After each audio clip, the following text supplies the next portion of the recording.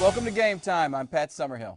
And I'm Gail Moran. Today, it's the battle of the dueling dinner parties. At stake, bragging rights for healthiest food get-togethers. Pat? Well, Gail, you know, there's lots of food out there, that's for sure. But the question is, how do you choose nutrients or foods wisely when you're away from home and, say, at a dinner party? Well, that's what we're here to find out, Pat. Let's take a look at our two contenders. Up first, The Simpsons, who've invited some friends over for a typical sit-down affair. It'll be interesting to see what the hostess has come up with for the menu there, Pat. And out on the other side, we've got their neighbors, the Jacksons, who've invited a few friends over for an informal Sunday afternoon football celebration. Now, their game plan includes lots of finger foods in a buffet-style setting. Joe Santana's on the sidelines with Mr. Jackson now. Joe. Thanks, Pat. Frank, you've got some serious competition from The Simpsons for dinner tonight. What's your game plan for keeping it healthy without making it boring? Joe, this party is going to be anything but boring. We've got football after all. And don't forget the veggies. Veggies with a ball game? Sure. We have fresh broccoli, tomatoes, cauliflower, and my favorite, sweet yellow peppers. Believe it or not, they make a good snack. Well, as we all know with the 5-20 rule, 20% or more of a nutrient is high, 5% is low. So these veggies are an excellent source of vitamin C, very low in sodium and saturated fat. Back to you, Pat. Thanks, Joe.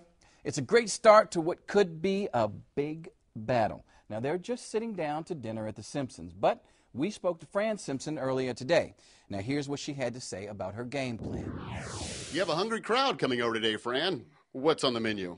Well, I've got individual game hens for everyone, a side salad, and baked potatoes. Oh, and I see you're also planning soup for an appetizer. Oh, yup. Soup's always a good starter. I'm planning a hearty tomato soup with fresh rosemary and garlic croutons. It's easy to make, and it's packed with vitamin C.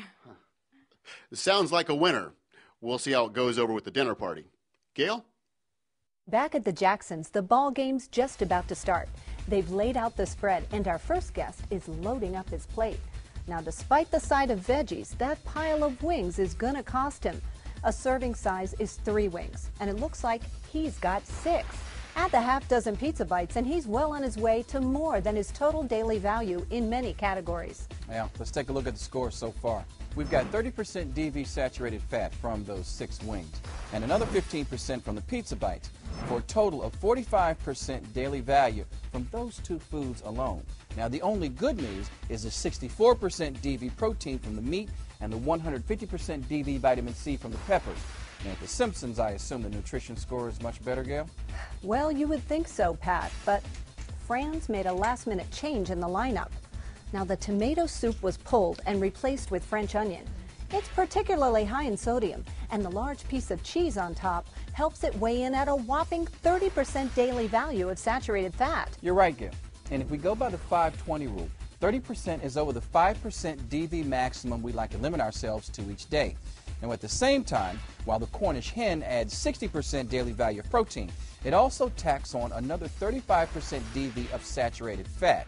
Still better than the neighbors, but the Simpsons haven't locked up a win yet. Hold on, Pat.